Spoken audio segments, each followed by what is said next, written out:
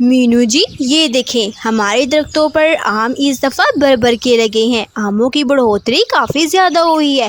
ہم اس گرمی کے موسم میں آم بیچ کر کافی منافع کمائیں گے۔ چیکو کے پاپا یہ تو بہت اچھی بات ہے کہ اس دفعہ ہمارے درختوں پر آم بھر کر لگے ہیں۔ ہم اس دفعہ اپنا نیا پکا مکان بنا ہی لیں گے اور چیکو کے لیے نئے کپڑے اور جوتے بھی خریدیں گے۔ بیچارہ کافی دنوں سے کہہ رہا ہے۔ ایسے ہی دونوں میاں بیوی آپس میں خوش ہو کر باتیں کر رہے تھے کہ ان کی باتیں کالو کوا اور گوری کوی دور بیٹھے سن رہے تھے۔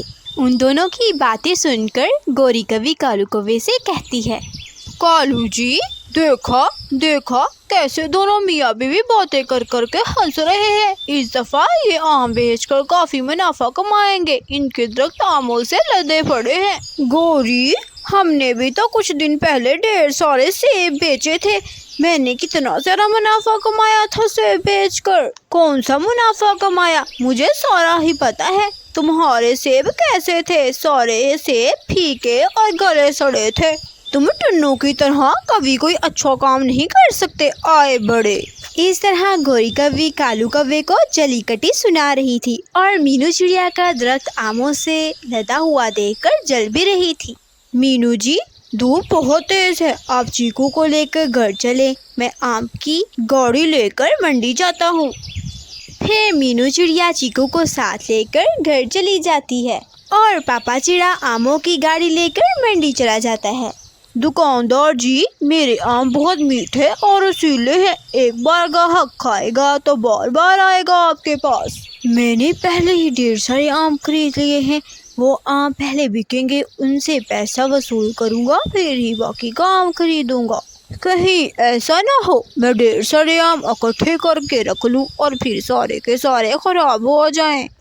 کیا مطلب ہے آپ کا؟ آپ میرے آم لوگے بھی کہ نہیں؟ فی الحال تو نہیں لے سکتا، تم اپنے آم کہیں اور جا کر بیچ دو۔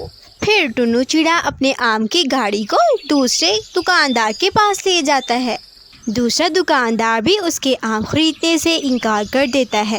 ٹنو چڑیا آموں سے لدی ہوئی گاڑی کو جگہ لے جا کر تھک جاتا ہے۔ آخرکار اسے کافی دیر کے بعد ایک دکاندار روک لیتا ہے اور کہتا ہے، بھائی آپ کب سے آموں کی گاڑی لے کر ادھر ادھر دھوپ میں بھٹک رہے ہو؟ میں آپ کے سارے آم خرید لیتا ہوں، یہ پکڑو اپنے پیسے۔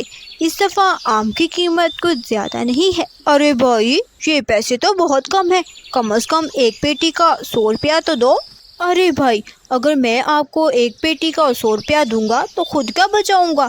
اور ویسے بھی آپ کے آم شام تک نہ بکے تو آپ کے آم گل سڑ جائیں گے اور پھر آپ کیا کر سکو گے؟ کچھ نہ ہونے سے کچھ ہونا بہتر ہوتا ہے۔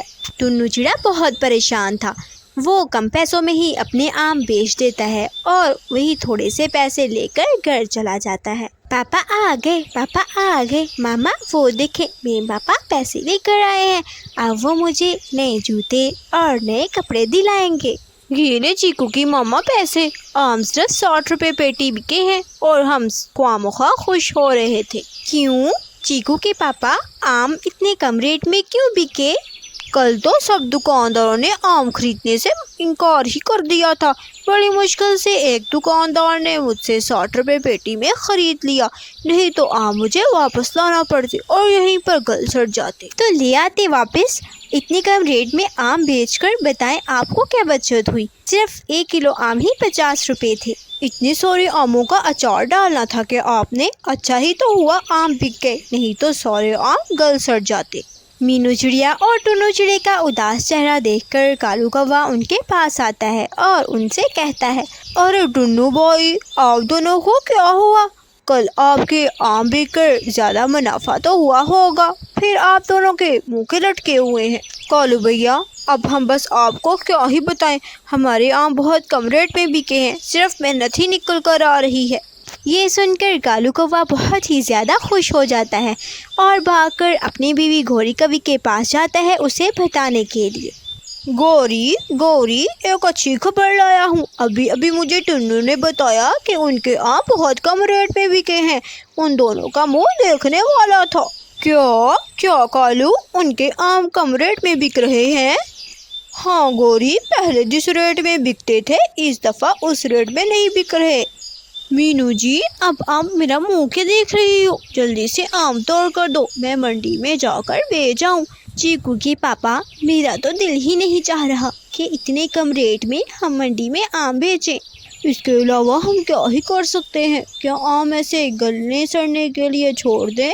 चीकू के पापा, मेरे पास एक बहुत अच्छा प्लान है। मैं आम का अचार तो नहीं बना सकती, लेकिन मैं मैंगो शेक बनाकर ज़रूर बेच सकती हूँ। इससे हमें काफ़ी ज़्यादा मुनाफा भी होगा। वो तो सब ठीक है, लेकिन जूस बनाने वाली मशीन कैसे खरीदेंगे? हमारे पास तो इतने पैसे नहीं हैं। उसकी आप फिक्र मत करें, मेरी माँ ने मुझे जहेज में जूस बनाने वाली मशीन दी थी। हम उसी मशीन से जूस बना कर बेचेंगे। फिर अगले ही रोज़ मीनू चिड़िया और उसका शौहर जूस बनाकर बेचने का काम शुरू कर देते हैं। देखते ही देखते दुकान पर रश लग जाता है। फिर सारे दिन की कमाई के बाद मीनू चिड़िया शाम को पैसे गिनती है और अपने शौहर से कहती है, देखिए टुन्नू जी, आज हमें काफ़ी ज़्यादा कमाई हुई है। हाँ मीनू जी, आपका आइडिया बहुत अच्छा था। अब हम हर रोज़ मैंगो शेक बनाकर बेचा करेंगे और खूब मुनाफा भी कमाया करेंगे। फिर मीनू चिड़िया और टुन्नू चिड़िया रोज़ाना ही मैंगो शेक बेचना शुरू कर देते हैं और उनकी रेहड़ी पर रोज़ाना जूस पीने वाले परिंदों का रश लग जाता है। कालू जी, चले मीनू चिड़िया की रेहड़ी से ठंडा ठंडा मैंगो शेक लेकर पीते हैं। सब परिंदे मजे मजे से मैंगो शेक पी रहे हैं। गौरी, कल तक तो तुम कह रही थी मैं चिड़िया की रेहड़ी से जूस लेकर तो हरगिज नहीं पीऊंगी, लेकिन आज तुम्हें क्या हुआ? हाँ, मैंने कहा था, मगर अब दिल भी तो नहीं मार रहा। चलो जल्दी से चलते हैं। फिर कालू और गौरी कवि जल्दी जल्दी से चिड़िया के पास जाते हैं और एक एक गिलास मैंगो शेक का लेकर पी लेते हैं। तो प्यारे दोस्तों, कैसी लगी आपको हमारी ये कहानी? हमारी कहानी को लाइक, अपने दोस्तों के साथ शेयर और सब्सक्राइब करना मत भूलिएगा। आपका शुक्रिया।